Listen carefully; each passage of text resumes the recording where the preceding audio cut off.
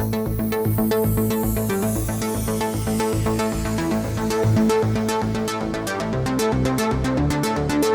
afternoon, welcome back to T3 and your tech news in 5 minutes or less. In the headlines this week, we have more info on the very bad virus, Apple with their hands in the cookie jar, and some new information on the AMD 4000 series.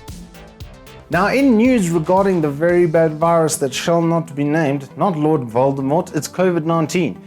And it has finally landed here in South Africa. Well, not finally, we weren't expecting it sitting with welcome boards upon the boats, but it has landed in South Africa and we have an official elbow greeting. So get your elbows going, boys and girls, because that's how you're going to be shaking hands from now on, at least according to Cyril Ramaphosa.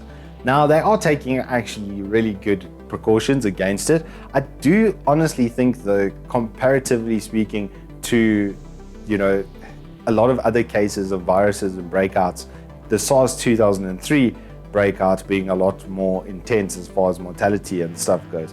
Obviously, it's harsh on the elderly and the weak, and there's no underplaying that. But I do think this kind of panic buying phase that South Africans are going through right now, clearing shelves, is really uncalled for. It's completely overkill because we're seeing what's happening overseas and we're trying to emulate that now.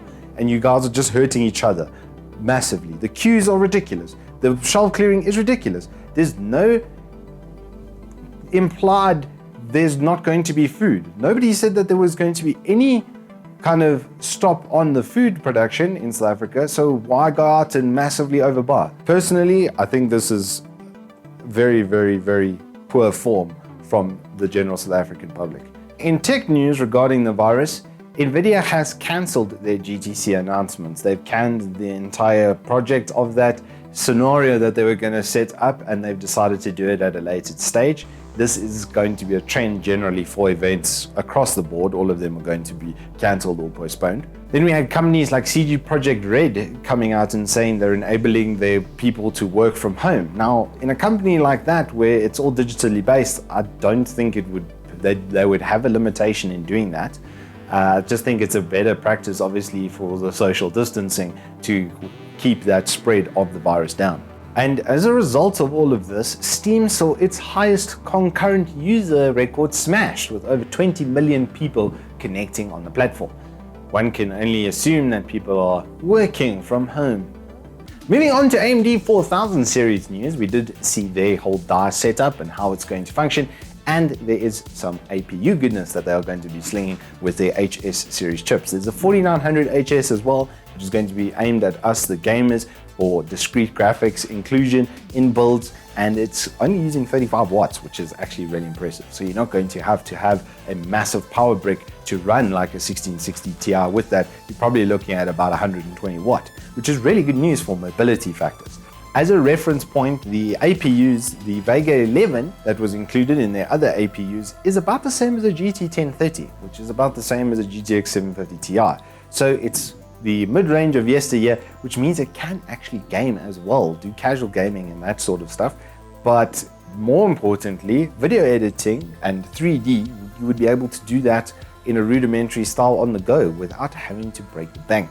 In Apple news, they've been caught with their hands in the cookie jar, naughty Apple, by the French Competition Commission, who have said that they are favoring certain suppliers and certain wholesale agreements while over-favoring them, to the tune of a $1.2 billion fine. Some of their subsidiaries also saw a couple $1 million fines levied against them. Of course, Apple is appealing, saying that it's going to hurt the majority of the market. But don't be naughty then, Apple.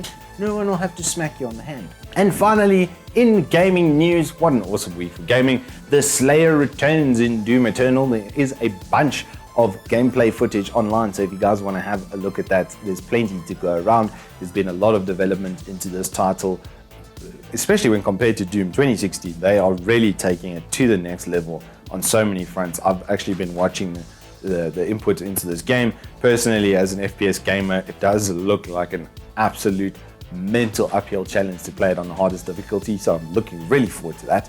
Then in GTA 6 news, it does look like we might be returning to Vice City. A user has clipped a picture of the map and likened it to areas in Mexico and Florida perhaps, which is Florida being the place that Vice City originally was set. All we can say to that is, hey Tony, how you doing? And lastly, Capcom has announced that their Resident Evil 3 demo will drop on Thursday. Finally, we can enter the Nemesis. Thank you all so much for watching. That is all we have time for today. So keep your lives ticking and your games wrecking. We'll see you next time.